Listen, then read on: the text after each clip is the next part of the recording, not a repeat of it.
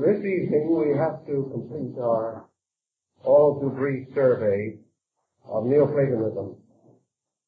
And we have chosen a semi-detached personality to explain certain phases of this doctrine. There were many direct disciples of the original Neoplatonic group, but the influence of the sect extended beyond the boundaries of its own formal pattern, and touched particularly some of the nobler and most enlightened of the Roman leaders. We have a very bad general opinion of the Caesars, and for the most part, perhaps our opinion is not ill-founded.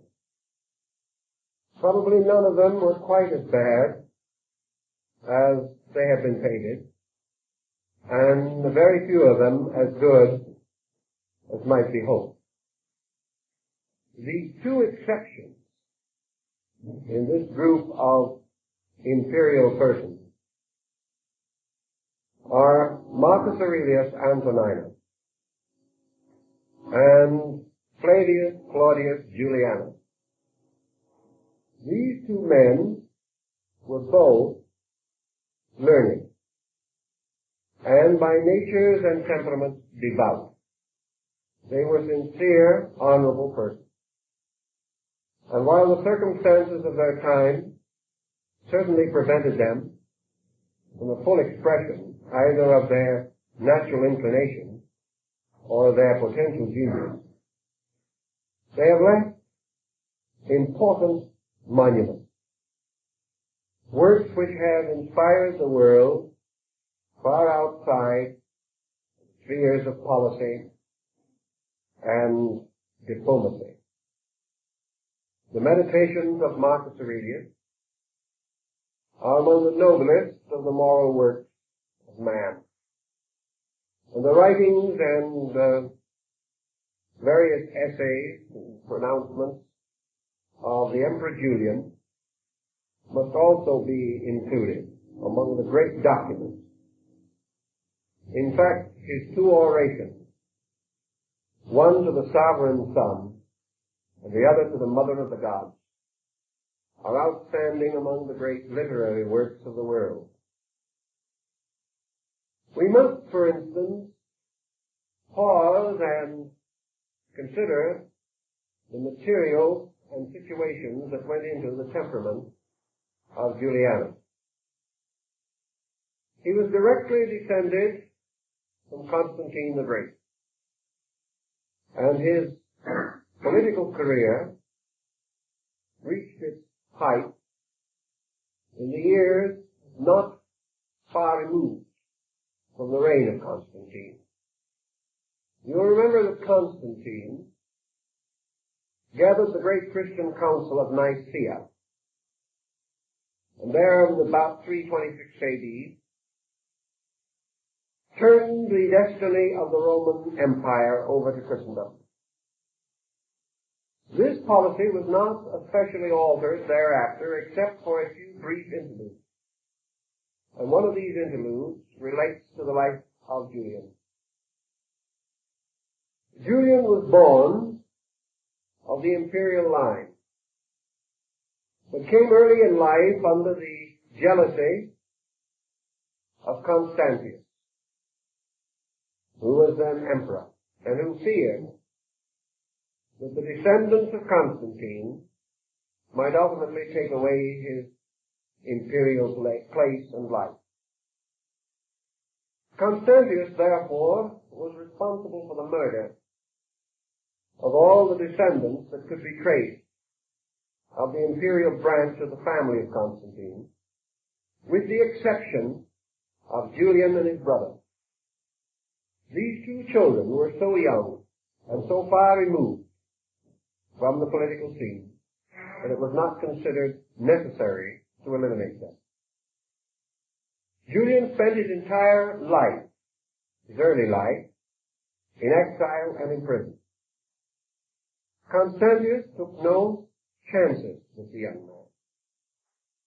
but prevented him from having any of the natural privileges of the young.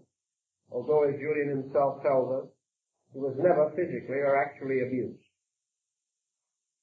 As a result of the peculiar seclusion and semi-state of imprisonment in which he lived, the young man early turned his mind to the deeper problems of life and thought.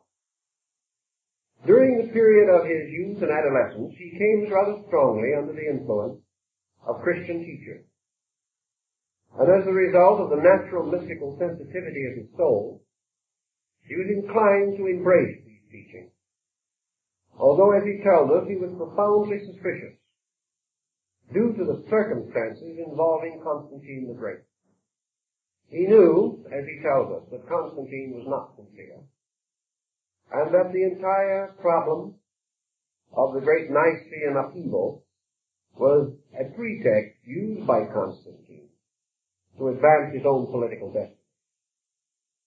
But Julian, being by temperament a mystic, a naturally sensitive, retiring, quiet person, was not completely converted by his Christian associates, but he was impressed by them. And the more he considered the matter, the more deeply he was impressed, until he finally accepted baptism.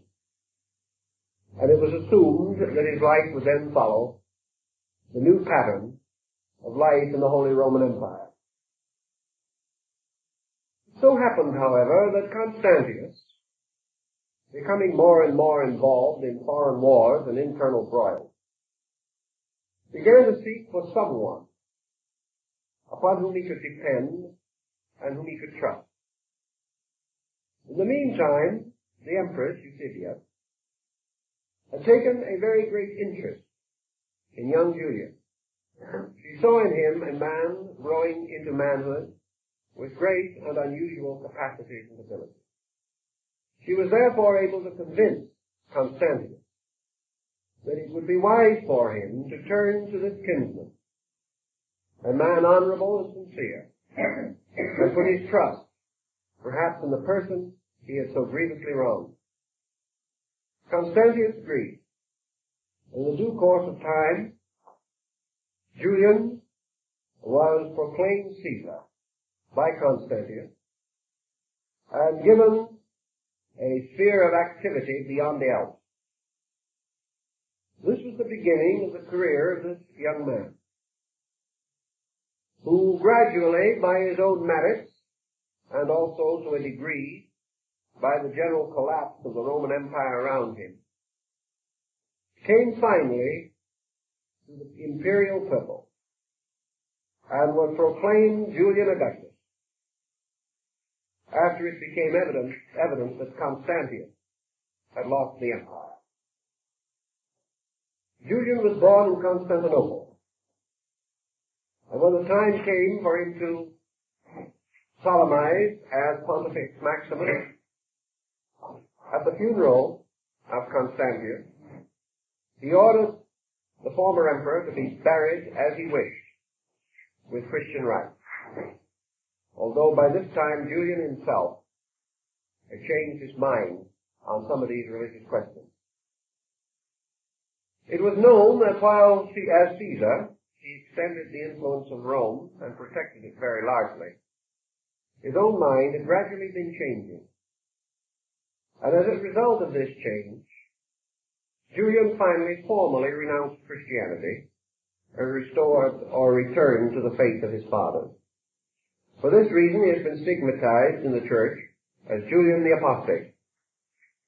But actually, the circumstances leading to the various changes in his mind and thinking were perfectly natural of the kind of man that he was. Julian had a very short career as emperor. And 2 years after he had become invested with the full imperial power, he died on the field of battle, pursuing a defeated Persian army. Thus, for only a short time, did this man enjoy worldly power and glory, and Julian, one of the best emperors Rome ever had, departed from this world in his 32nd year. Thus he had little, if any, time to ripen his philosophy, to produce out of himself the full maturity of his own thinking. Most of the works of Julian were done in tents on the battlefield. He wrote at night with the lights of lamps and candles. He had no leisure with which to study, and he often said that he regretted profoundly that destiny seemingly had demanded of him that he renounce his allegiance to the Athenian Minerva and accept service in the army of the Roman Zeus. He had much rather remain to the end a scholar. But as this was denied of him, he did the best he could under the circumstances. Although he renounced Christianity as his own religion, Julian, when he issued his own imperial edicts, decreed complete and absolute tolerance within the empire. And at no time can it be truthfully said that he persecuted the Christians or did anything to injure them. It has been noted, perhaps unjustly, however, that he preferred to choose those nearest to himself from among the schools of philosophy with which his mind was most closely associated. Basically and fundamentally, Julian was a Platonist. But during his life he came strongly under the influence of Neoplatonism, and this gradually resulted in the maturity of his philosophic thinking. Julian also has the distinction of being one of the few Roman emperors who was actually an initiate of the mysteries. It is known that as Pontifex Maximus, as the emperor, it was customary for the Roman imperial line to assume deification. The Roman emperor was a theocratic ruler. He was a god. And it was therefore his duty to preside over the state mysteries. But as we may suspect from the general state of Rome, the political mysteries of Rome were by no means mature or pure. And very few of the Roman emperors were ever able to receive admission into the greater and deeper schools of philosophy existing in other regions. Julian was one of the exceptions. Julian was initiated into the great mysteries of Ephesus. He was accepted into the cult of Diana, the great goddess of the Ephesians. And he was initiated in crypts under the city of Ephesus, and his initiator was Maximus the Neoplatonist. Julian also was initiated into the mysteries of the Persian Mithras, from which mysteries he learned many things, including a new meaning for the mysterious baptism of blood. By means of the blood of the Son, the sins of man are washed away. Julian was also initiated in Greece, and therefore cast his lot with that great descent of priest philosophers who have made such rich contributions to our common good. He was initiated into the rites of the goddess Cybele, sometimes known as the Mother of Mysteries, the Mater Deorum, the Mother of the Gods. And it is from these circumstances relating to his own initiation and to his own experiences in the sacred rites that Julian prepared his great oration to the Mother of the Gods. Now, the oration as a great literary work is almost unexcelled. But our principal interest lies not in this literary implication, but between the lines, in the hints arcanely dropped by one who had passed through the rites and therefore was bound by an obligation, neither to expose nor to reveal, but to hold most sacred those things in themselves most sacred. Thus we cannot turn to Julian and expect to find an expose of the great mystery system. We can, however, through the references which he himself derives from Platonic and Neoplatonic sources, from the contemporary records of Julian's own life, and from the contents of his great orations and his work Julian against the Christians, we can find certain indications of the circumstances and the type of mind and the philosophy with which he was familiar. We have said that he died too young to have perfected his system or have made his own mature contributions upon the platform or level of reflection. He was still a young man, groping after many things, but that he had found some things, we know, and that with the things he had found came great patience and consolation of spirit, so that in his last hours, with the arrow of a Persian soldier in his liver, Julian faced the end with the greatest of serenity, his last words being for the consideration of those around him, and not for his own need. He died contrary to all fables and legends to the contrary, in peace with himself and the world, believing deep profoundly in the Platonic doctrine that he had an everlasting estate, and that in this everlastingness all good things would be fulfilled. Julian believed himself to be descended from the god Mercury, but this only implies that he was born under the sign ruled by the planet Mercury. This was the common way of distinguishing persons in his time. He believed that the ruling genius of his horoscope was the mysterious, invisible parent from whom he came. Julian also had one other strange and rather profound obsession. He firmly believed in rebirth and was convinced that in a previous life he had been Alexander the Great. The fate of Alexander, who also died as a young man, and the circumstances of his death, and many of the incidents in the life of Julian parallel so closely that perhaps there might be some truth in his belief. In any event, he held to it very firmly, going so far as attempting to expiate, as Julian, crimes and sins which he believed that he had committed as Alexander. So with this little outline of the character and manner of Julian, but with no ability to enter into the strange and wonderful genius of this man, who had talents and abilities far above those of the average person, we must consider his approach to religion. Now here we have an interesting problem that perhaps is different from that of any of the other Neoplatonists whom we are considering. Here we have a man who devoutly and honestly became a Christian, then turned from this faith and returned to the doctrines of Plato and Neoplatonism. Yet he had received his Christian education at a very early and tender period of his life.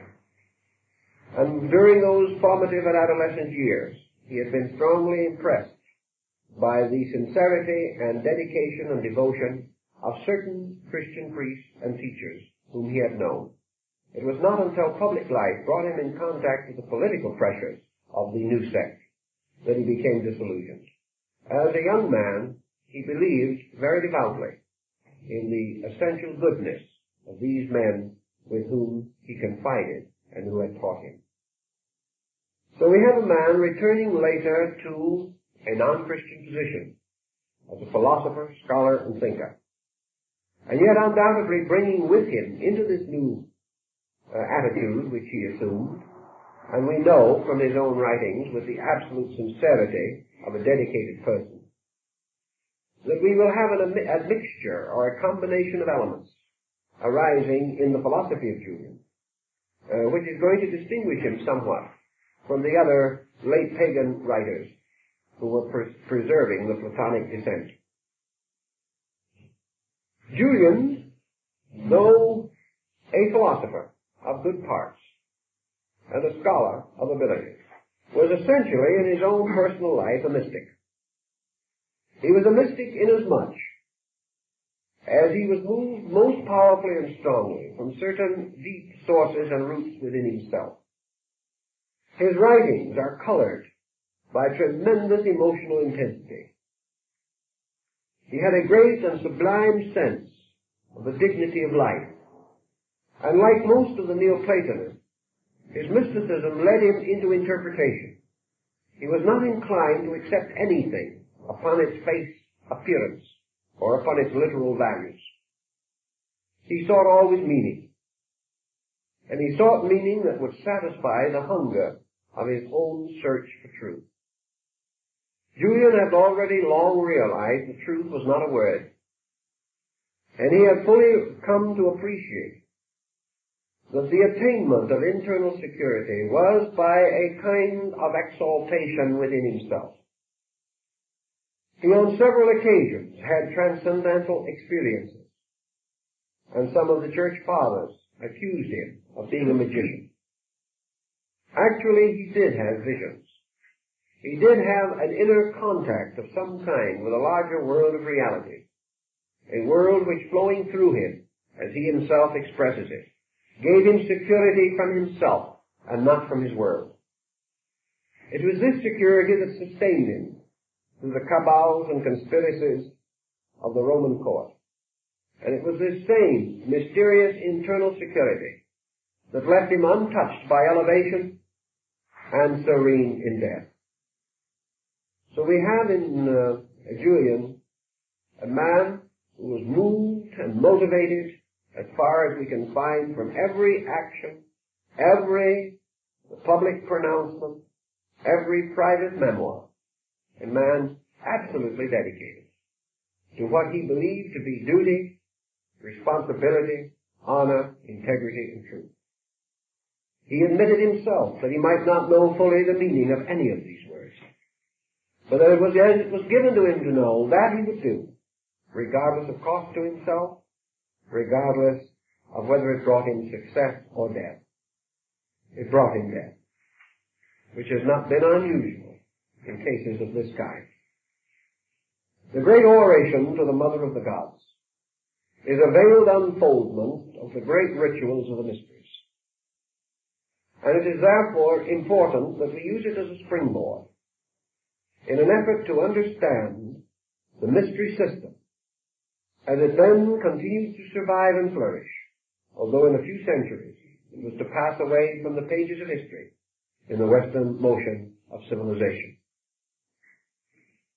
To Julian, the Mother of the Gods was the mysteries. Of course, he will not tell us this directly. To do so would violate his obligation. He can only intimate to us the sacred facts involved. The great Mother of the Gods, Cybele, presided brooding and serene, strange and detached, over her great rites and ceremonies. Dark Diana, the Multimania, the great Mother, Mother of mysteries, Mother of life, Goddess of the Ephesians, also brooded strange and mysterious over her sanctuary. She was again but another form of Isis, the eternal widow, the Egyptian mother of mysteries, seeking, moaning and pitiful for the dismembered body of her murdered Lord. Julian recognizes these fables, refers to them, mentions them, and tells us what they all mean. Julian therefore explains, partly in this oration and partly in some of his other works, and deriving intimations from Neoplatonic writers who can further be consulted, that it was the belief of those who had taken the obligations and the vows, that in the dawn of time, in the beginning of things, the great wisdom, the eternal gods, had set up their sacred institutions among men, that truth might not perish. And these sacred institutions were guarded generation after generation. And the laws of these institutions and the sacred rites and the ceremonies, the secret instruction, the disciplines, the tests and the trials, were all according to the oracular revelations of the gods themselves, who in the beginnings of time had established these rites and appointed their priests, from whom all the hierophants and masters of the rites from that time on had descended by an ordination, by the same kind of strange, mystic, secret transference of power and authority that we think of in Christianity under the term the apostolic succession.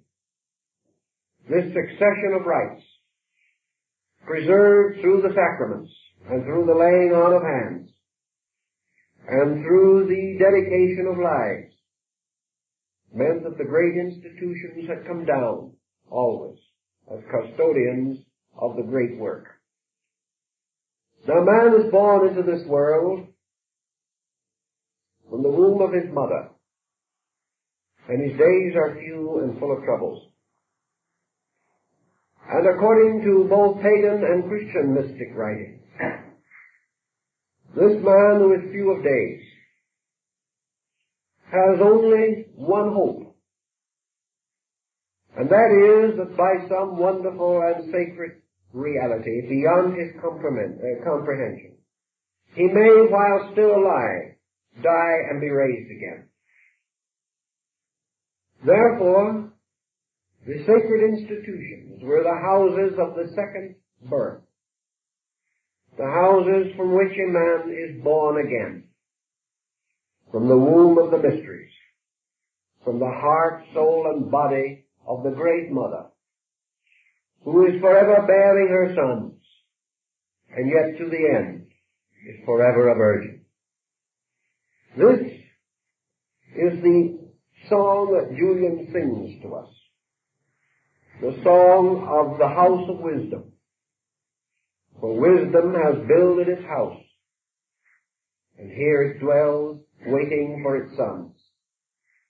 This wisdom is Pallas Athena, the patron goddess of Athens, the crowned city, the queen of the house of learning.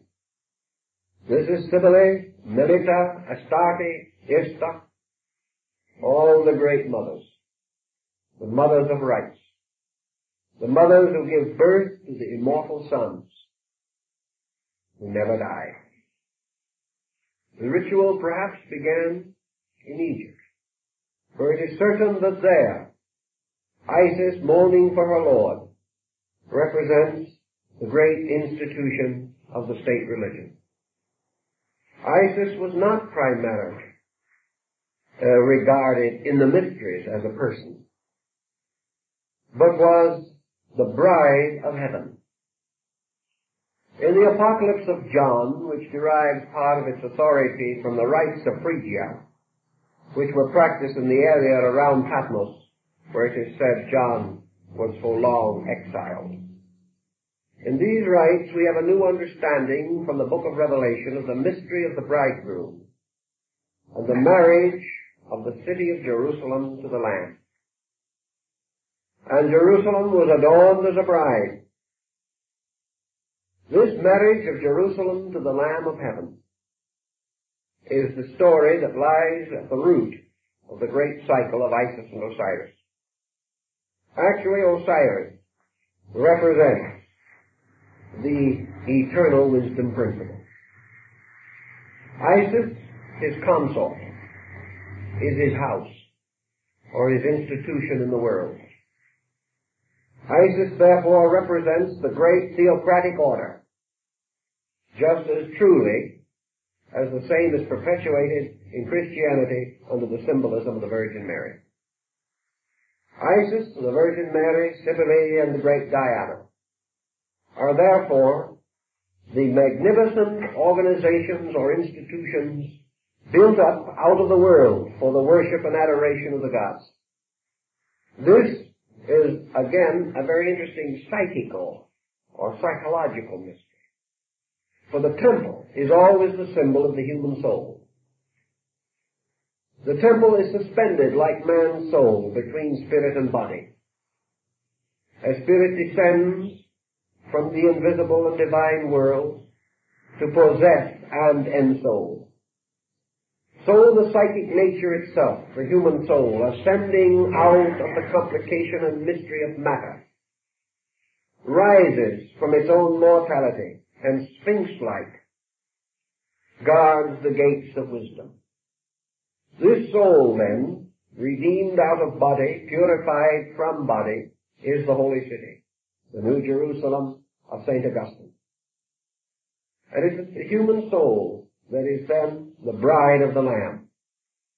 And the great theocratic and sacerdotal systems of the pagan world were regarded as these sacred cities that became united eternally to the God who was their patron deity. Now in the Isis and Osiris cycle, Osiris, the great one, or the great deity, is foully murdered by his own brother. And Isis, the mistress, becomes widowed and barren. And she puts upon her head sackcloth and ashes. And she goes forth weeping for her Lord, seeking always and forever for the mysterious power, the great rites, the secret lost word that must be found. All the great arcana cannot be restored. And Isis, seeking for her Lord, is, as we might say it, the concept of knowledge, the concept of education, the great concept of universities and colleges as we know them today. To the ancients, they would have been the widowed Isis, weeping for her Lord, searching everywhere for him, but not able to find him. This quest is the quest for knowledge, the eternal search for the eternal verities. Now in the Isis-Osiris cycle, while Isis is wandering in her widow's weeds, searching for that which is lost forever, there appears to her the specter of her own deceased husband. Osiris comes in the form of a Holy Spirit. Osiris comes in the form of the Holy Ghost. And he comes to announce to her that she shall bear a son, and that this son shall be for the salvation of the nations. And therefore it is said that Isis conceived of the Holy Spirit of her own deceased husband, and she brought forth Horus the younger, the child that was born after his father was dead. In fact, was conceived after his father was dead. Therefore he was born of a Holy Spirit. He was a widow's son.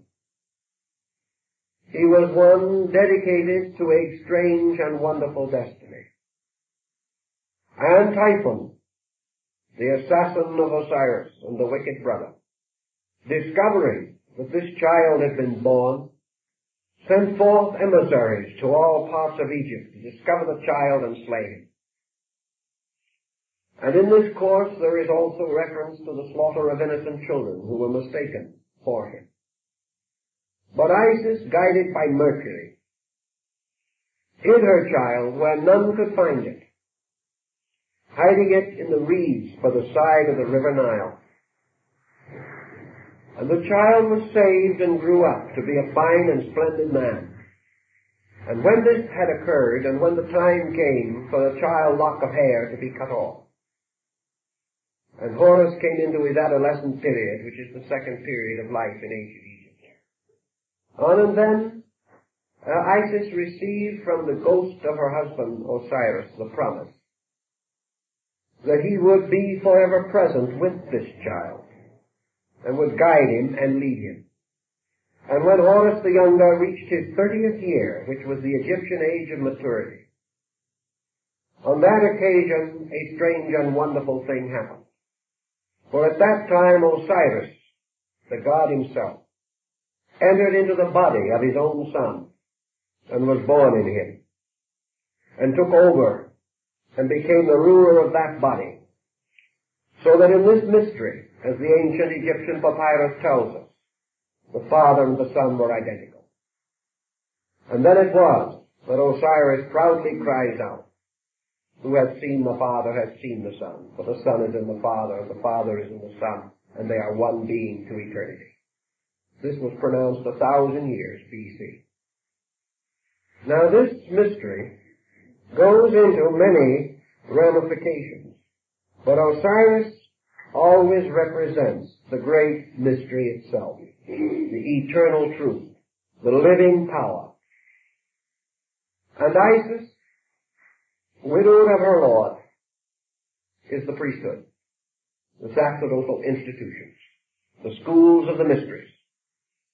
And the son that is born of the invisible spirit and the widowed wife is Horus the Harshesta, the son of the hawk, the redeemer, the light bearer, the intercessor, the one who stands in the hall of judgment with every soul that dies and pleads with the Father for the forgiveness of its sin. And Horus is the one who, when the soul of the dead person seems to be lost, takes upon itself the sin of the dead, and in that way gains its redemption. These old rites and mysteries go way back. Julian knew them. Julian had been through the sacred rites. He knew what their meanings were and what they portended in a world seeking truth. And so Isis is the great house, the house of God on earth. Isis was the many-roomed chambers of initiation, the dark hidden womb from which flow the ever-born ones, the sons of the hawk, the armies of the redeemed, who shall sometime in the last great war, which is the Armageddon, will be locked in eternal struggle with the powers of darkness, and in the end, in those times beyond eternity and time, right shall be victorious, and the kingdom shall be returned to Osiris the Father, who will come in glory and receive unto himself his beloved Son. All these rites are not the theological stories that we know today. They had a much deeper and more precious meaning to the initiates of that time. The great Diana, mother of the Ephesians, the brooding power of the moon, hovering over the great temple of Ephesus, was likewise this mysterious story of the psychic content and the building of the human soul, and how through the union of a Holy Spirit invisible and a corporeal body, the mother, there is born the radiant soul, which is the salvation of the world. This in turn causes the initiate or the adeptus of the ancient rites to be considered as a personification and embodiment of the principal soul. Here we can pause for just a second and remind you of the heroic estate we described last week in the wanderings of Ulysses. The heroes are the soul beings, those who have built for themselves this house, this tabernacle within, which is to be their habitation. So through the power of the mysteries, the breath of life is breathed into a man and he becomes a living being. And this living being is the psychic entity, the mysterious energy or power of the soul. Julian tells us some more of these things, and he points out something that I think is very interesting. He points out that in these rites, whether they be at Samothrace or Ephesus, whether they be among the Phrygians, or in the mysteries of the Goths and the Gauls, all of these rites were presented in the forms of great pageantries.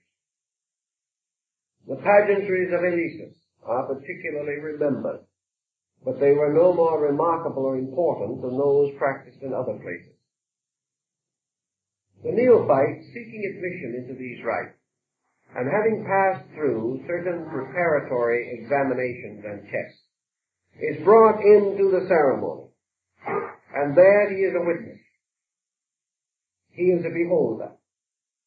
What he was is perhaps borrowed from a line in Plato, because Plato, an initiate, was once asked his profession, and he replied, "I am a spectator." This means, of course, that he accepted the entire pageantry of life as a drama of initiation, although very few modern writers, including dear old Jowett, ever realized that fact. In the rituals, Apuleius, who preceded Julian in these rites, and Hadrianus, and Marcus Aurelius Antoninus, who also was initiated at Ephesus, all of these who went before joined with Julian in bearing testimony to something that is undoubtedly the secret and the very heart of the mystery.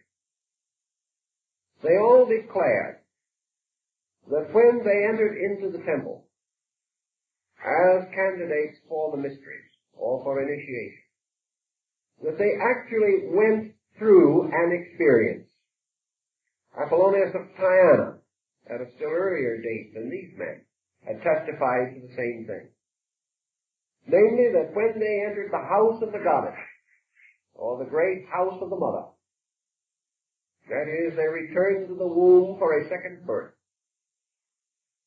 that an occurrence or a happening took place, which could not be explained in any terms or any words known to man. As the great drama of initiation unfolded, from the soul of the candidate, the story of the truth behind the picture was revived or restored. So that, as the ancient initiates said, the soul or the psychic entity within himself stirred in its sleep, awoke, and remembered the long road it had come, and realized the reason for its own journey. Thus, in some ways, the rituals brought about from the individual a restoration of his own psychic memory. There are many answers to how this could have been.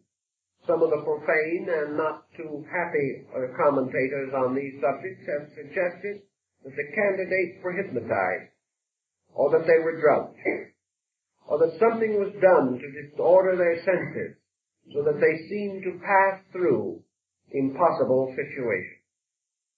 I doubt if either was true. I think the answer lies in the ritual itself. Remember, these rites were preserved inviolate, without change, upon the strongest admonition of the gods and the oracles.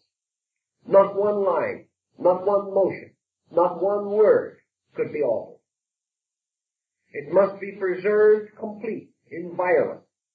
Man must add nothing and take away nothing.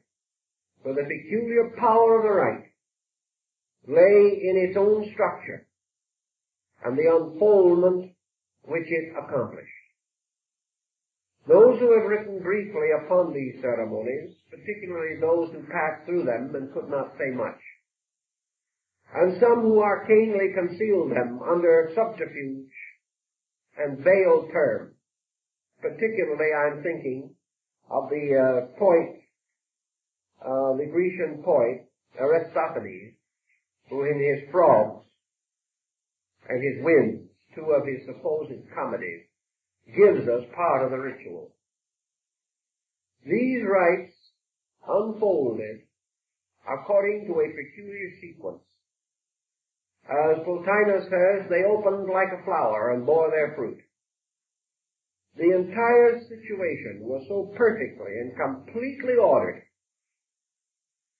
that in some mysterious way it brought about some of the chemistry, some of the psychic chemistry implied by Plotinus in his essay on the beautiful, which we have also described. In the rites, then, as in the approach of beauty, the soul in man was said to burst forth in joy, to embrace its own likeness. Thus the rituals were magnificent, integrated, psychological structures, which could rouse through reminiscence, through recollection, through similarity,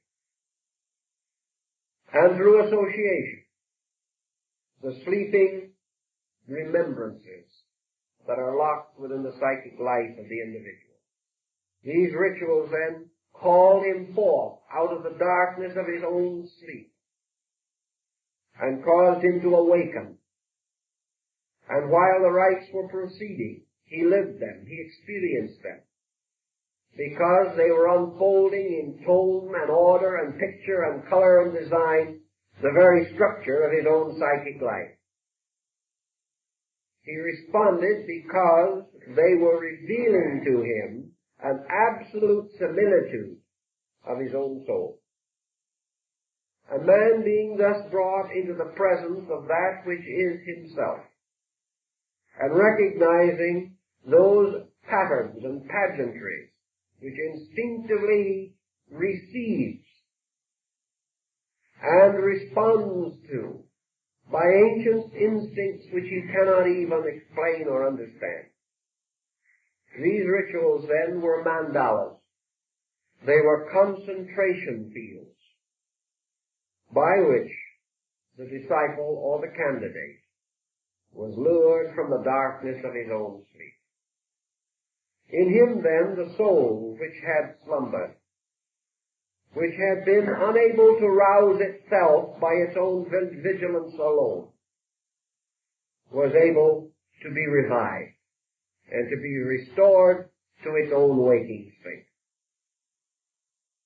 Those who attained this or received this apotheosis within themselves were said to have been like Apuleius, brought forth into the presence of the great and glorious God. And in this procedure were enabled to revive the divine memory, the intuitive power, the inspirational faculty, which had slept within them since the time of their embodiment in form. Julian implies to us all of this. He tells us then that these things are not just drama. They are something in themselves ineffable and sublime, worthy of admiration, and suitable to cause the one who passes through them to come to the greatest devotion and to the most utter and complete humility. Plato is said to have referred to the rites of Eleusis in such terms of approbation that the importance of these ceremonies cannot be doubted. For he tells us that in the presence of the great rituals, he was as a small child, knowing nothing. This, however, was not due to instruction. The rituals did not teach, they released. They caused the individual to see almost dream symbolic equivalents of his own psychic life. And this brings us to a situation that might have considerable bearing upon modern thinking. We are now concerned in analytical psychological research with the problem of the interpretation of symbolic patterns from within the subconscious and the unconscious of man. We feel that man is moving from within outward through the projection from himself of symbolic forms which bear witness to the geometrical proportions of his own psychic life. Therefore, the individual in his dreams, or in his waking dreams, in his instinctive likes and dislikes, in the decisions and choices which he makes, in the person he may choose to marry, in his attitude towards life and his world, in all these things, the individual is drawing something from himself, is causing symbolic forms and shadows to come to the surface from the deep sources and fountains of his own existence.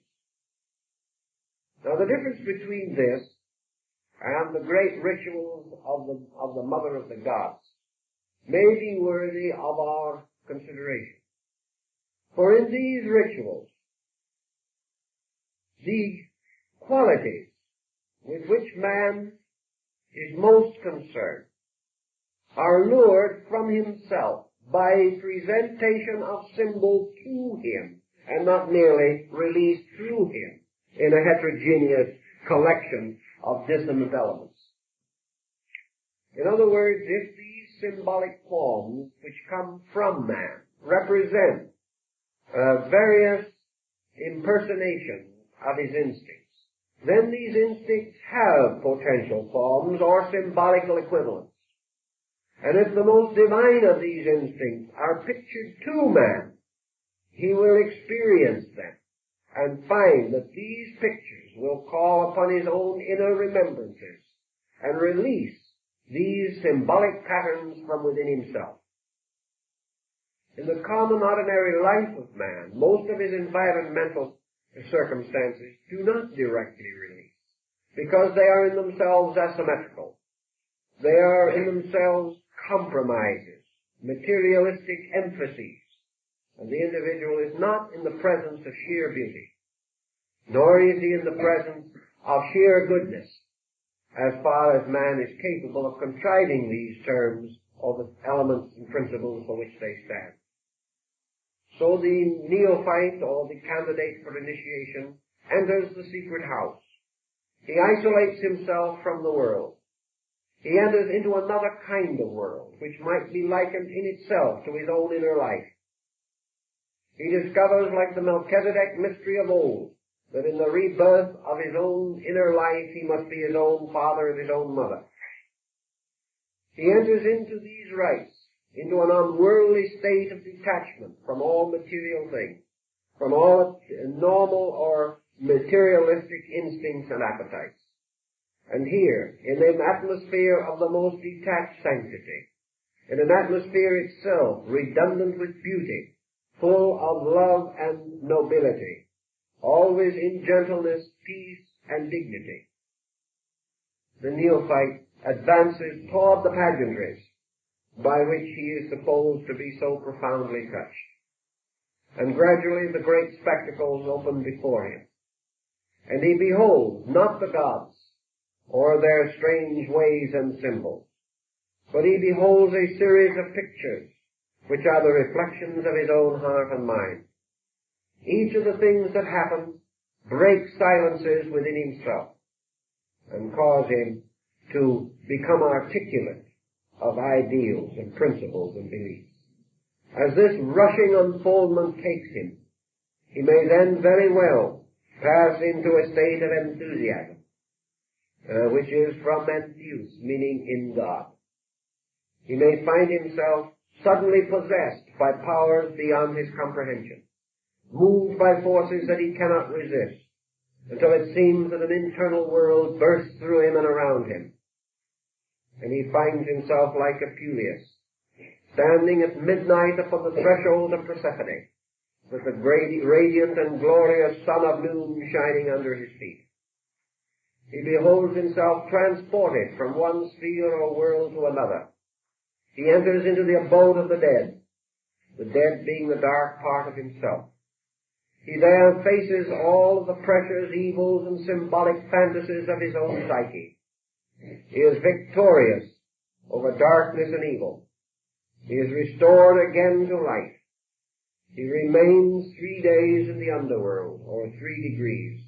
Then he is resurrected and brought into the presence of the Hierophant of the Mysteries, the Grand Master in his robes of blue and gold.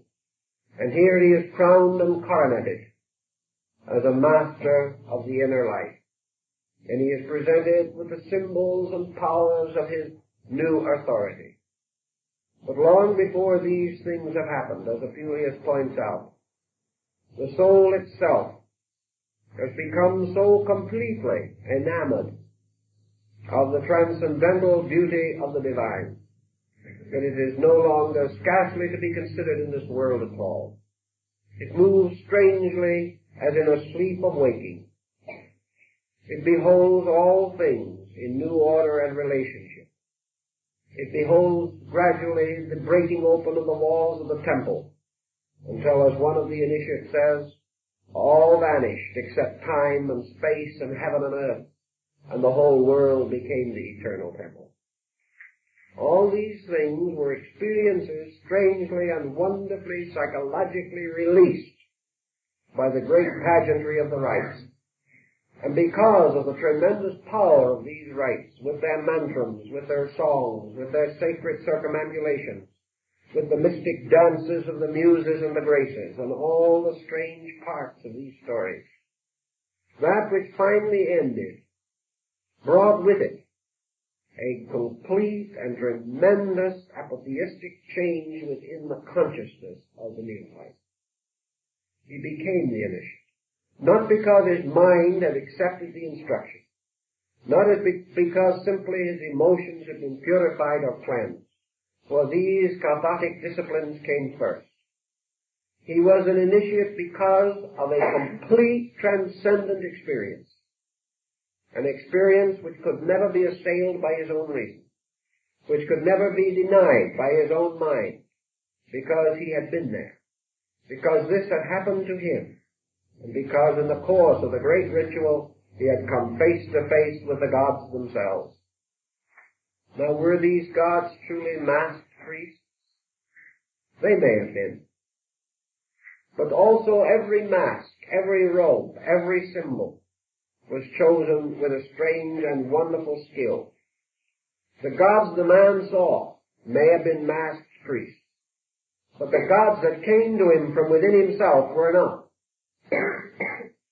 For these various shadows, man-made, even with the greatest solemnity and care, became in themselves ensouled. And these images of divine things, as Plotinus calls them, become strange magical agents, drawing to themselves the real principles for which they stand, so that that which is in the likeness of the God is never entirely separate from the God, because the believer can experience the God in the likeness. And that which comes to the person who understands or accepts the mystery is not the symbol, but the substance or energy which is released through the symbol. Having received the rite, the initiate then goes forth upon the porch of the temple, and he finds that the citizens of the villages around and of the towns have all gathered for the wonderful ceremony of receiving him back again into the world of the objectively living, for he has gone down into the great mystery. He has returned to the womb of eternity. He has been born again of the great mother, and he has come forth out of his alma mater. For the form is preserved even in our present university system, although the meaning is lost. He comes forth out of the mother of learning, but he has not been taught by the mind alone. He has been taught by the soul in a mystery. And he is hailed on the pillars, as he stands between the pillars of the porch, he is hailed as one twice born, the reborn one. He is then proclaimed not any longer as a wise man or a student or a great teacher or something of that kind. The initiate of the mysteries had a strange and unique place which has never been filled since the decay or decline of that system. He was a being like God. The king of the country could not be seated in his presence without his permission. Every door was open to him. No man would dare to deny him anything that he asked, but for the strangeness of thought, of circumstance, he never asked for anything. He was strangely and completely aloof, and yet he was in this world, but not of it. He labored, he served, he taught, he worked, and when the fullness of his years were done, he went to sleep in the earth like his brothers who had not been initiated. But he lived forever in a state of immortality, because within himself he knew that he could not die. He had returned to the gate of death, and had come back again. He had passed through this complete internal release of the psychic nature of his own soul. And as such, he was a Mahatma, a great soul in the Indian language. And this great or illumined soul, as Julian tells us, then sings the great and glorious hymn to the Mother of Mysteries. because she is the custodian, the faithful guardian, the forever keeping of all that is true and beautiful and noble and good. She is the soul itself, the beloved of all nations, the desired of all peoples. Now the temple being, as it was, a peculiar emblem of the soul, the rise of the mysteries were represented in 2 degrees or stages. Whereas the body of man carries within itself the sanctum sanctorum, or the secret part of the heart, so within the heart of man the temple of the mysteries is built. And within man's own psychic life certain things must happen before the temple which is everlasting can be built. Here we have much symbolism which can find easy parallel in the story of the tabernacle in the wilderness and the building of Solomon's temple. All these rites and ceremonies have the same meaning. But the house that is built without the sound of hammers or the voice of workmen, eternal in the heavens, is of course the everlasting house of the soul, the mysterious temple, the mysterious body of the great psychic mother, Sophia Asimo, the great mother of the Gnosis. So Sophia, or the Virgin of Wisdom, is the house that can never be profaned, the mystery whose veil cannot be lifted, but who waits forever for the return of her sons, like the patient Penelope, weaves forever the mysterious fabric of destiny. All these things have something to tell us about the religious system of that time and what the secret of it was. We read frequently in various books of men trying to understand in this late time what was the power that maintained the mystery system for 4,000 years in the ancient world. What was it that caused the rich, the powerful, the great, the strong, the wise, the learned, and the simple, all to hold this system in the most extraordinary admiration? What was it that was so strangely and wonderfully powerful that during its flourishing and its flowering it produced the greatest minds and hearts and souls the world has ever known? It was in some way this mysterious power of actually releasing through its rituals a symbolic, mystical experience. The early church undoubtedly sensed this, because it created in its own form and in its own way the mystical Christian equivalent to the pagan rite, and that was the mystery of the Mass. The Mass was originally a mystical ceremony intended to convey certain parts of the old ritual. For the Mass as we know it, particularly the ceremony of the Eucharist, goes far back in Egypt and into the Dionysiac rites of Greece. But in some mysterious way, the Mass did not attain or achieve the purpose which was exemplified in the pagan ritual. That the Mass produced a very deep and profound sense of sublimity cannot be questioned.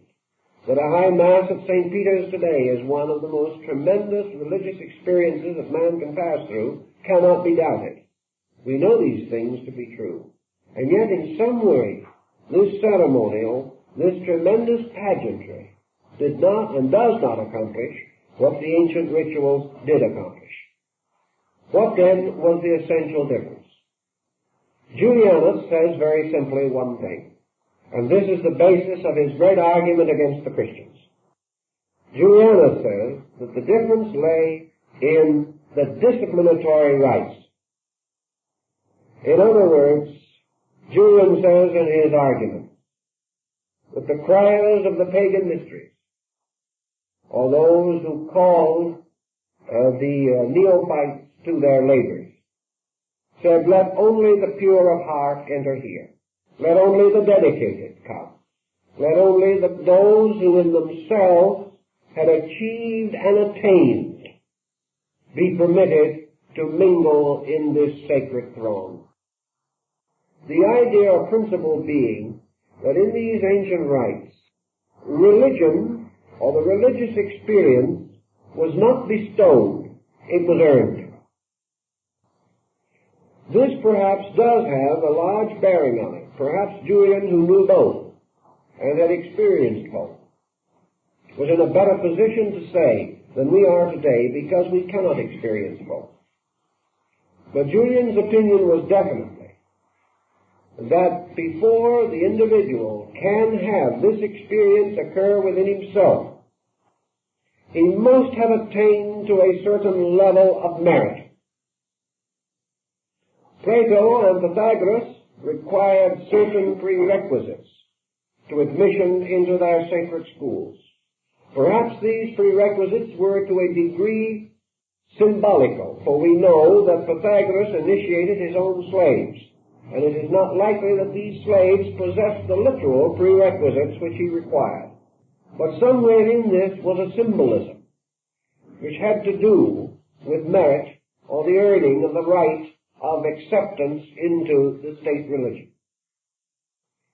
So Julian says that the great difference lay in that the pagan required and demanded that those who sought truth make in themselves a proving of their own merit or their own sincerity, and that they might not enter the sanctuary except with clean hands and an upright heart. He says that the God of the mysteries was not saving the sinners, but was rewarding the just. Now this makes a peculiar difference in the psychology involved. And he was turned from his Christian baptism essentially by this particular circumstance, that he believed firmly that the individual who sought the consolation of God must bring something with him and not merely accept. Not pray for what he wants and continue to live the way he pleases. Not to hope for good things but do nothing in himself. Not to continue his common course of profane action and at the same time feel justified in claiming his participation in a religious mystery. That the merit system was at the end, at the source of all these things. Now it is quite possible that it is not possible or not realistic that the sacraments which are performed in the presence of persons who are themselves not consecrated can have the same type of result as those in which the person is duly and properly prepared for this experience. Another thing that is, of course, great of importance in this is that religion, under this system, the philosophic culture of religion, was a decision of the individual himself. Men were not born into faith. They did not join their faith because their friends did, or because their relatives were members, or because it was particularly suitable to the location in which they lived. These kinds of considerations played no part in the old mystery rites. The individual prepared himself from 5 to 20 years of study, of self-control and discipline. Before he could approach the temple, he must bring from the community in which he lived proper credentials, proving that during this entire time he had been an outstanding citizen on the level of ethics, that he had performed no action that was contrary to the public good, that he was honest, intelligent, generous, kind, well integrated and well ordered, that he possessed courage and self-discipline, that he had proceeded in the gymnasium to obtain certain scholastic levels, that he was in every way dedicated and had given his whole life to the search for truth. Only then was he considered eligible for participation in the great orgies of the blessed God. And orgy at that time had no such meaning as we ascribe to it today. It represented the great, strange, mysterious, and intoxicating pageantry of the soul. in which consciousness was picked up into an incredible exaltation and elevation of experience. So these things led Julian to feel and to believe that the mysteries of the Great Mother and of the Blessed Goddess were reserved for those who were true, and were reserved for the individual who was willing to sacrifice all else in the service of the Great Goddess. And until that decision was complete within consciousness, her rights could not be experienced because the soul itself was not ready. On a modern psychological level, I think we can begin to appreciate some of the possibilities of this, and can think of it in terms of a potential problem in psychotherapy. Today, we are confronted with the great need of man organizing, purifying, redeeming his own psychic content. We know that the average person is burdened with a variety of pressures, intensities, frustrations of any and all kinds, that he is incapable of the relaxation and integration of a well-ordered life. Book learning will not save him. Allegiance to organizations will not save him. The only thing that can save him is the reduction of his own psychic pressure. Now, in psychotherapy today, we attempt to exhaust these pressures by certain therapeutic techniques, releasing the individual from the delusion or illusion which is causing his condition. It is conceivable, however, that society can produce and should produce individuals who by their own actions have prevented a neurotic condition from taking hold of themselves, and or having had such a neurosis, have had victory over it by the conquest of the things that cause it. Today on psychological levels we are working mostly with effects, and by the time we get an individual cleared from one complex, he is ready to fall into another. Such is the pressure of our time, and such it will continue until his proclivity to become complicated, his natural instinct to be psychotic, is overcome or changed by some greater instinct taking hold of his own consciousness. The soul, burdened by the pressures of our own psychic delusions, is transformed into a chimera, a monster of strange and distorted appearance and form. And this monster, in turn, prevents the individual having the experience of his own psychic identity. The troubled soul cannot find its own heart, its own integration. For that reason, in modern times, we could contemplate very seriously the possibility of bringing the soul itself back to normalcy, back to integration, by the dedication of the faculties of our minds and the emotions of our hearts to the restoration of the integrity of our own soul. This was the discipline of the mysteries. This is the one great part of knowledge that we have forgotten. And it is the failure to remember this that has brought the whole house of knowledge down about our ears. It is because the individual has forgotten that he can bring only himself to the house of the mysteries. And if that self is inadequate or improperly integrated, he finds not reality but illusion in the strange, dark, subterranean passageways of the secret house. It is therefore the great problem in wisdom for man to realize that his own confusion creates error, that he can be no more true than he is integrated, that he can be no more wise than he is at peace within himself. Until these elements and factors are recognized, the great rites or the ceremonies are not for him. Perhaps in earlier days, when life was less pressureful, The psychotic needs of man were not as strenuous as they are today, nor the demands upon his psychic energies so great. But certainly today, we are in desperate need of the restoration of the great mystery system of education. The education that begins with the integration of self.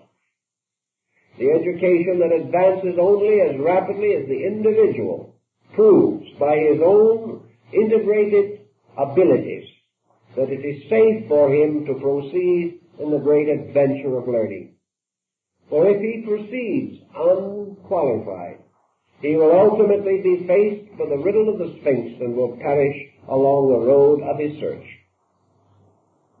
Julianus then tells us these things, and we can then say to ourselves, what manner of man was Julianus? By means of which, reaching the end of his life at 32, he had still achieved sufficient of this mysterious ability to have merited initiation in himself. We may say Julianus wasn't perfect. How did he do it? Why did they accept him, a young man, with probably but inadequate resources, and certainly no maturity in his real philosophic life? There's an interesting thing that comes into this also. Julianus, like all accepted candidates in the mysteries, was finally chosen by oracle.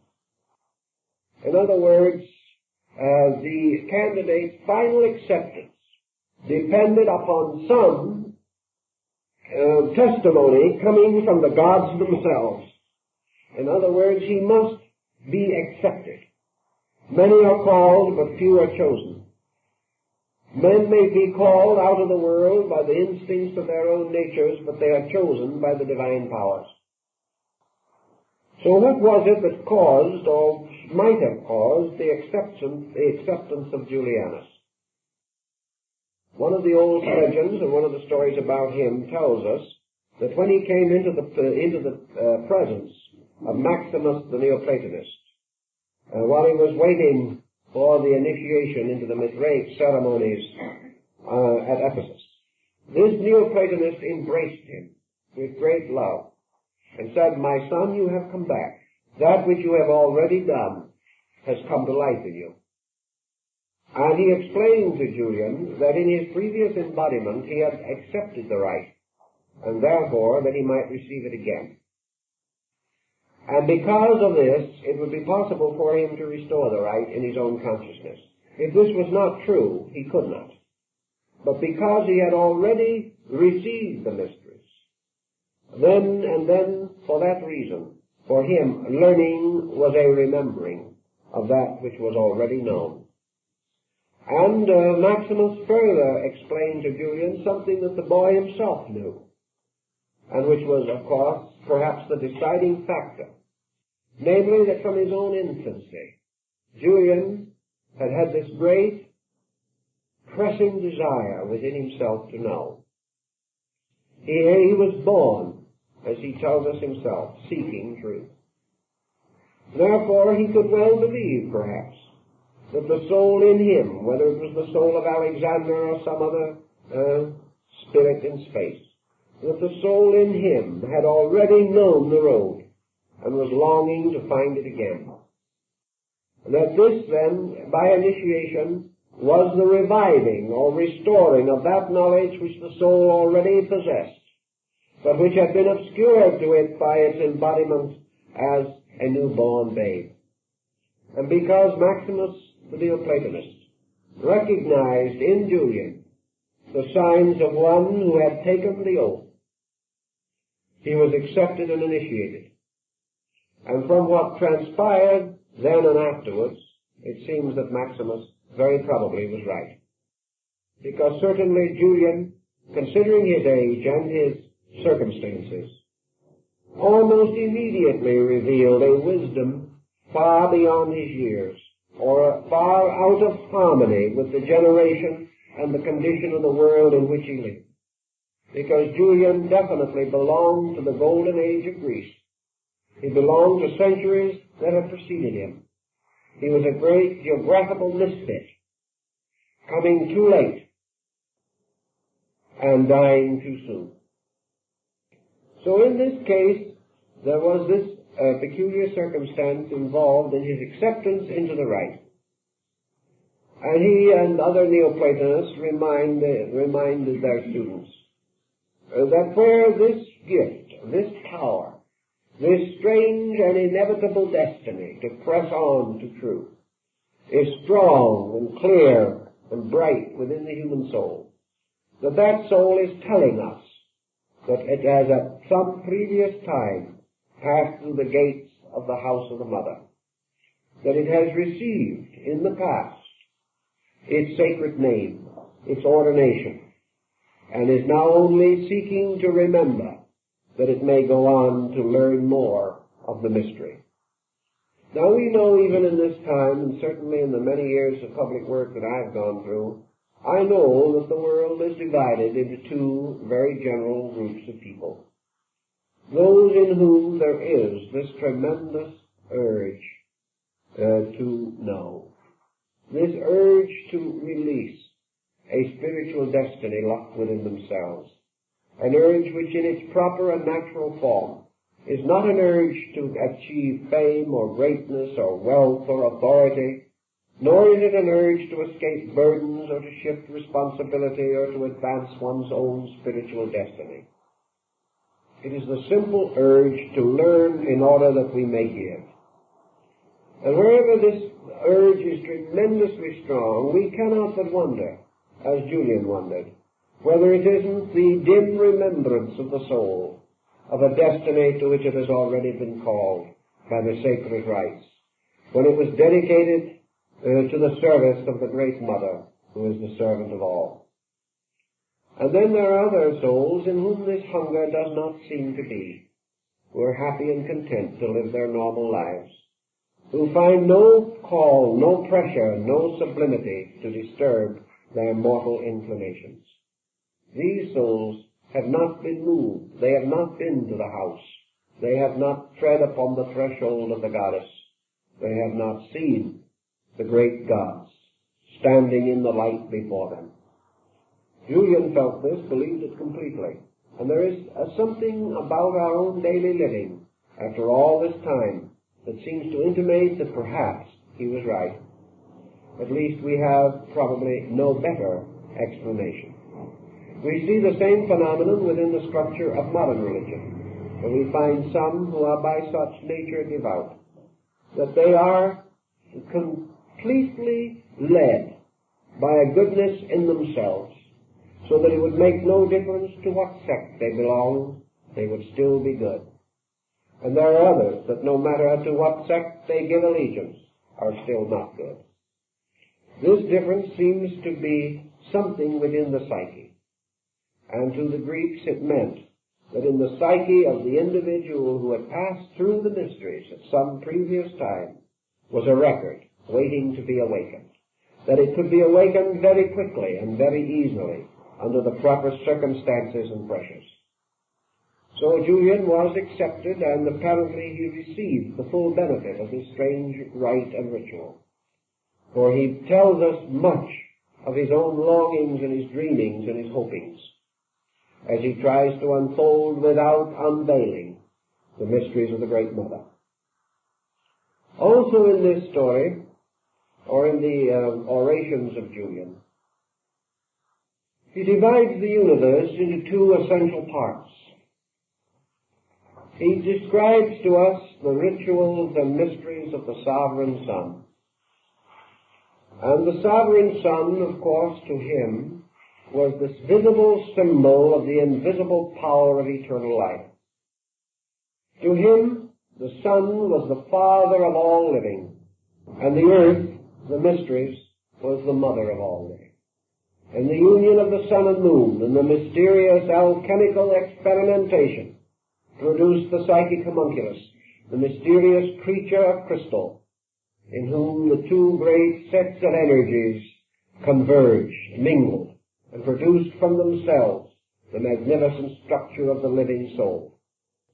The Neoplatonists taught, for example, that there was spirit and body, and between these two, as a spider spinning its web, the mysterious interchange of energies and forces brought into creation a middle distance, which was the psychic nature. For the soul was the result of life moving upon matter, and matter rising gradually, impregnated with life and releasing life from itself. So the earth also was the womb of the mysteries, the great mother, and her temples were mostly beneath the earth as symbolic of their proper place and residence. And the mother was impregnated with the power of the light, or the Father Spirit. And between this heaven and earth, dominion wielding, was fashioned the subtle fabric of the soul. Now Pythagoras and the others declare that a soul is properly called a form. Form and matter are not the same thing. All bodies are forms. All bodies are composed of matter. But there are forms of matter which are without bodies. And there are forms which are without spirits. These mysterious things are described in the mysteries of Iamblichus on the Chaldeans and the Egyptians. But what we are told in substance is that when matter is impregnated with life, when substance receives into itself the archetypal pattern of universal law, matter suddenly is brought into magnificent geometric arrangements. Matter is itself a form but formless. Life is unformed, but potential of form within itself. And just as matter and energy unite in the production of the snowflake, so the snowflake becomes a form, because a form is a compound of life and substance, of mind and matter, of consciousness and the elements. And the form, therefore, is body that has been fashioned from matter and designed by consciousness. And the two, matter and consciousness, through their integration, produce the radiant spectre of the human soul.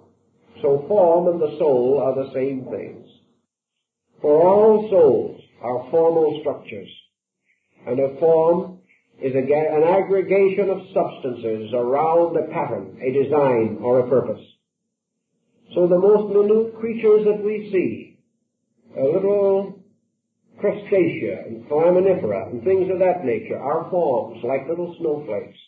Wherever life takes abode in matter, it begins to mold matter into form. And form is a symbolic description or exhibition of life's process. And the human soul is therefore the symbolic representation of the state of man's growth in relation to his spiritual cause and his material body. This in turn means that the soul, or the psychic part, responding more subtly and more immediately to consciousness than body does, is therefore more easily affected and more quickly inspired and more subtly influenced than body. And the purpose of the mysteries is to recognize that these institutions themselves were the physical symbols of the world soul.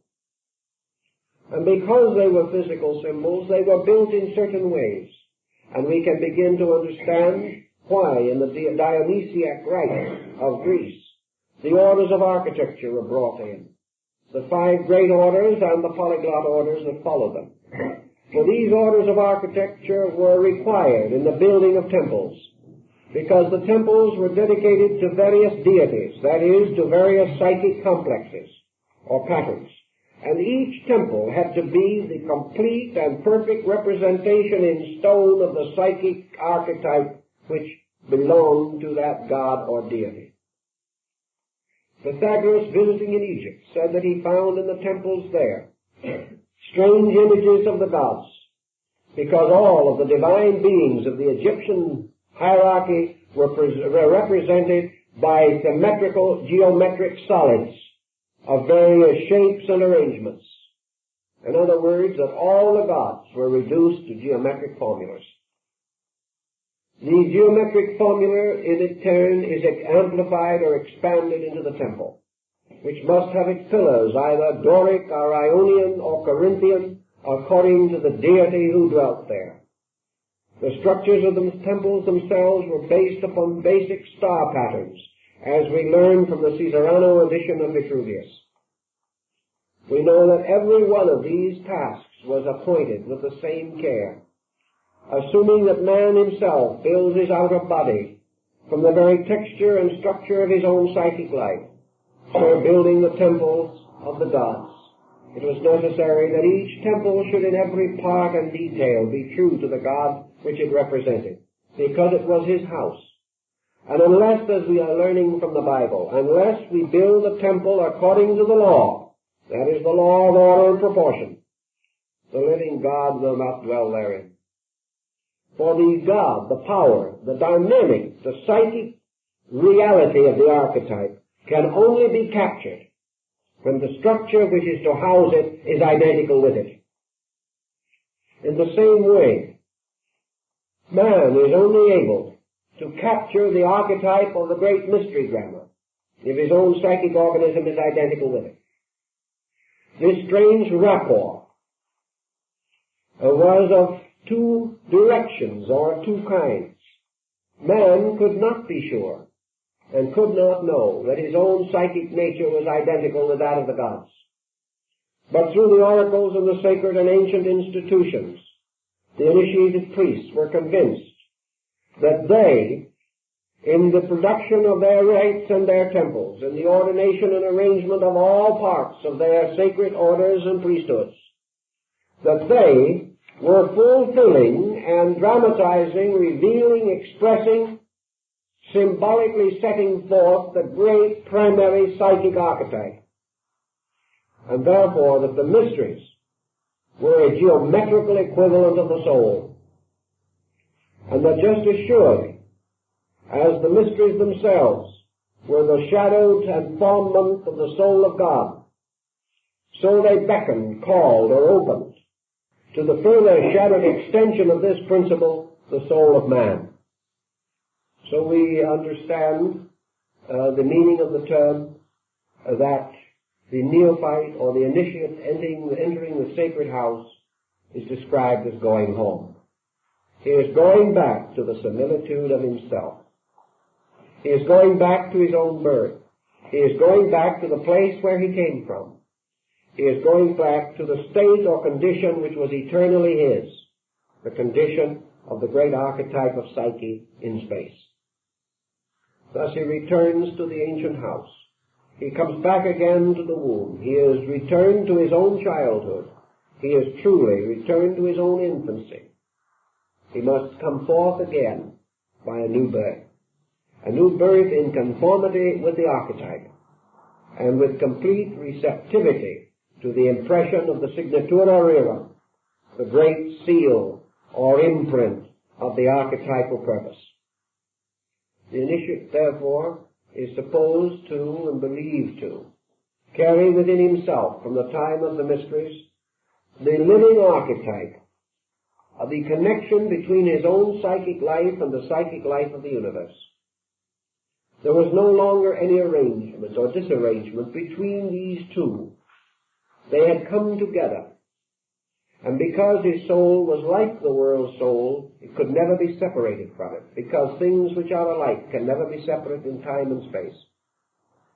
The gradual education or edification of the initiate through the continuation of his studies then became of one purpose only, namely that he would increase in skill and power and means for the expression of that which was his own internal. From that time on, he was instinctively and inevitably master of arts and sciences, because all these things are merely specializations of his own psyche. And as surely as art and music and literature and the dance and poetry and sculpturing and painting and all these things manifest man's instinct to express beauty, so when the psyche is itself ordered in all matters, this beauty is immediately and eternally available, and it only remains for the initiate to experience and discover the ways in which it can be revealed. This is, in substance, the experience of the blessed theurgy described by Plotinus. It is this experience of the one returning to the one, the alone journeying to the alone. That which is like finding likeness, and the soul imprisoned in man, freed and restored to the soul of the world, of which it is a proper fragment and an inevitable part. Thus the soul of the world, the mysteries of the soul of man, meet in the strange rites and rituals of the Mother of the Gods. And the soul in man finds its kinship, discovers its identity, realizes that it has long been in exile, and that it has found its way to reality. Then from there on, and for all eternity, according to the rites, this ritual can be revived, and the child coming into the world is born with the subjective realization of its own destiny, and somehow, strangely, gently, tenderly, wonderfully bound to the soul of the world. And from these who are thus bound and thus ordered and thus ordained come the teachers and leaders of the race. Now this is in substance the Julian position, and we can add to it in certain methods and ways. But it not only tells us to a large measure the story of Julian, but it perhaps helps us to summarize the entire concept of Neoplatonism. For this is a discipline by which the individual causes that which is the same to return to that with which it is the same. And that all of these disciplines, like those of the Indian schools, are disciplines of union. Union through the experience of similitude and then the experience of identity. When man's own inner soul is identical in quality and substance with the world soul, they meet, flow together, and become one, and can never again be separated. Part of this mystery is explained in the initiation rite. For in this ritual, the initiate has, at least temporarily, this terrific experience. Later, perhaps it fades somewhat from his mind, because his compound nature is not capable of preserving continuously so exalted a state of spiritual intensity. But even though the experience may not then be forever available or immediately accessible to him, still the memory of the experience then becomes the most blessed of all memories. And it also becomes the memory of truth, or the memory of wisdom, the memory of help, the great good that cannot be forgotten, and which therefore is greater than the small evils and the uncertainties which can be forgotten. But nothing in the world, nothing that can happen to man, good or bad, can have the tremendous impact upon his spiritual life that the motion of the soul to the recognition of its union with the great archetype can have. Therefore, in the presence of this, all doubts, all fears, all negations have no opportunity of presenting and maintaining themselves. Thus the initiate can never completely relapse. He can never forget. He can never fail to experience. He has known something. He has beheld the universe open around him and within him. He has come to know as realities things that other men can only believe or hope or wonder about. And having passed through the experience, he receives a strange and wonderful catharsis. And this experience of passing through, of actually participating in the rite, is the sacrament by which the benediction of the Spirit is bestowed. And in the presence of this benediction and under its tremendous influence, something happens in the psychic chemistry of the individual, and the soul can never be as sick again as it was before. It can never forget. It can never stagger away and die again in matter, because it has received the greatest impulse, the greatest transference of energy from the world soul that it is possible for it to have. It therefore blazes within the being and causes the being more and more to become its servant, until finally the initiate bows before this victorious and triumphant soul within himself and acknowledges himself to be its servant. And so Julian closes his thought or his wonderful dream pictures with his prayer of thankfulness to the Great Mother, to the world soul, which has made it possible for him to come to her as a child to its parent, and find in this security of the great psychic mystery of the initiation, that strange and wonderful security that comes to the small child who returns to its parents' love and understanding. And Julian, as a small child, goes home to the mother, and in going home finds peace and security and serenity. Thus he completes or concludes his dream of this great drama. And I think we have considerable reason to believe from his thought and from the works of his contemporaries that Julian indeed had had this experience, that it sustained him magnificently through these trials of a short and tragic life. And we will hope with Julian that it will cause him to return again in due time with the memory of the greatness of this soul and the message and journey of the soul deep within himself, so that perhaps then again in his day he can become enlightened, can revive the mystery, and continue his dedication to the service of the Mother of the Gods. Well, I think that is